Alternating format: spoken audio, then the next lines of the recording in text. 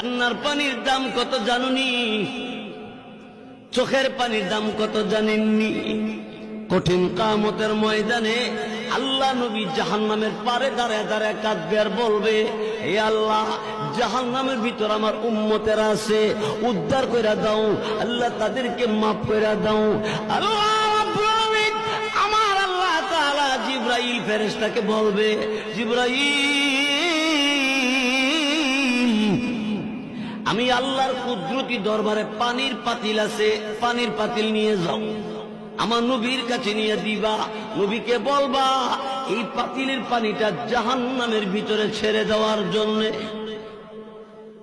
রসুলের কাছে জিবরাইল পানির পাতিল দিবে, আর জিবরাইল ফেরেশতার কাছ থেকে রসুল পানির পাতিল পাইয়া পানিটা জাহান্নামের ভিতরে ছেড়ে দিবে।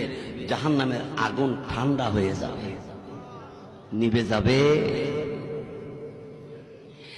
দিলের নবী, আমার আপনার নবী রাহমাতুল লিল আলামিন এমনি ডাক দিয়ে বলবে, জিবরাইল, এত দামি পানি কোন জায়গা থেকে এনেছো? এটা কি হাউজে কাউসারের পানি না জমজম কুয়ার পানি? জিবরাইল বলে, নবী গো, এটা হাউজে কাউসারের পানি না, জমজম কুয়ার পানি না, এটা কিসের পানি? আল্লাহ রাব্বুল আলামিন তখন ডাক দেয়, বলো জিবরাইল রাই আমার নবীকে বলে দাও। এমনি জিবরাইল ফেরেশতা তখন ডাক দেয় বলবে, এই আল্লাহ নবী দুনিয়ার জমিনে আল্লাহকে ভয় করে চোখের পানি ছেড়ে, আল্লাহর বান্দা চোখের পানি ছেড়ে ছেড়ে কাঁদছে, এই কান্নার পানিটা আল্লাহ তাআলা জমা রাইখা দিছে। আপনি করিগর গভীর রাইতে তাহাজ্জুদের নামাজে রাত কাটাইলে গভীর রাইতে আর ঘুমায় না, এমন অনেক মানুষ আছে। বহু লোক আছে, অল্প বয়সের আছে, মহিলাদের মধ্যে আছে, পুরুষের মধ্যে আছে। কত মানুষ শেষ রাইতে আর ঘুমায় না, ওযু বানাইয়া তাহাজ্জুদের নামাজে দাঁড়াইতে যায়।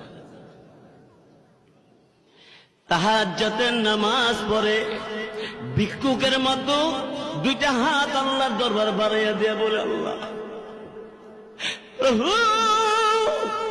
এই পরওয়ারদিগার আলম, আমি গুনাহগার, তোমার নাম গফফার, আমি নাফরমান, তোমার নাম রহমান। আমরা নাফরমান কিনা? আল্লাহর নাম রহমান। আল্লাহ, তুমি দয়া করে আমি নাফরমান রে তুমি মাফ করে দাও। চোখের পানি ছেড়ে ছেড়ে কাঁদতে কাঁদতে কুদরতি কদমে, আল্লাহর কদমে সিজদায় পড়ে কান্দে, বলে, আল্লাহ তুমি আমার মাফ করো। আল্লাহ রাব্বুল আলামিন ডাক দিয়ে বলে, এই এই বান্দি, আমি আল্লাহ রাব্বুল আলামিনের দরবারে এইভাবে কান্দো করিগর। এলাকার কত মানুষ ঘুমের ঘরে ঘুমিয়ে আছে, লোকগুলি মাথা বালিশে, শরীরের মধ্যে কম্বল, এত আরামে ঘুমিয়ে আছে। তুই ঘুমাস না, তুই আমি আল্লাহর কুদরতি কদমে সিজদা। সব মানুষের মাথা বালিশে, আর তোর মাথা আমি আল্লাহর কুদরতি কদমে। আরে বান্দা, আমি আল্লাহ তোরে মাফ করবো না, কারে মাফ করবো? গভীর রাতে গুনাহ করেছিস, কেমন গুনাহ করেছ?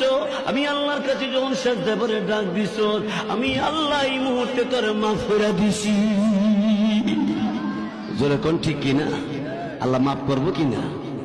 গুনাহগার বান্দা বান্দি রে আল্লাহ তাআলা এত সুন্দর করে ডাক দিয়েছে, কোরআন শরীফে আছে। আল্লাহ বলেন, ইয়া ইবাদি, হে আমার বান্দা বান্দি। সুবহানাল্লাহ, জোরে কোন বান্দা বান্দি জানেননি? আল্লাহ বলেন, আল্লাযীনা আসরাফু আলা আনফুসিহিম, যারা গুনাহ করছো, তারা গুনাহ করতে করতে করতে করতে করতে করতে আসমানে লাগাইছো, সাগরে ফেনা সমতুল্য গুনাহ করছো। এই মন অপরাধীদেরকে আল্লাহ ডাকছে, ও আমার গুনাহগার বান্দা বান্দিরা। সুবহানাল্লাহ, জোরে ইয়া ইবাদিয়াল্লাযীনা আসরাফু আলা আনফুসিহিম। সুবহানাল্লাহ বলে,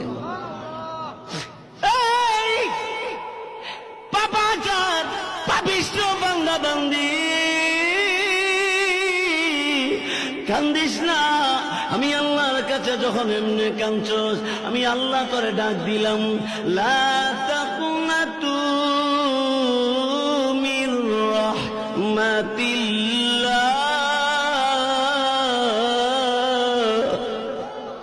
আল্লাহু আকবার।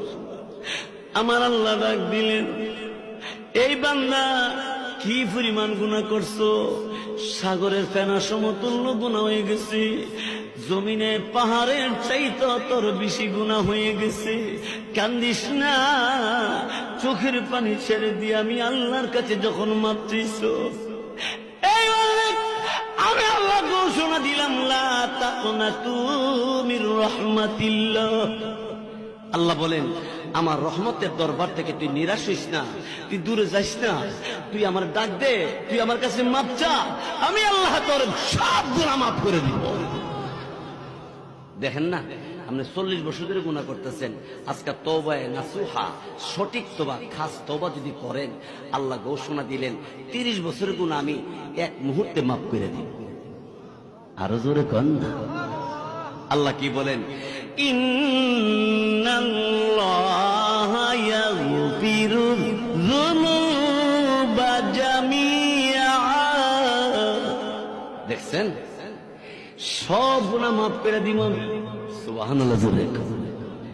কবিরা করেছি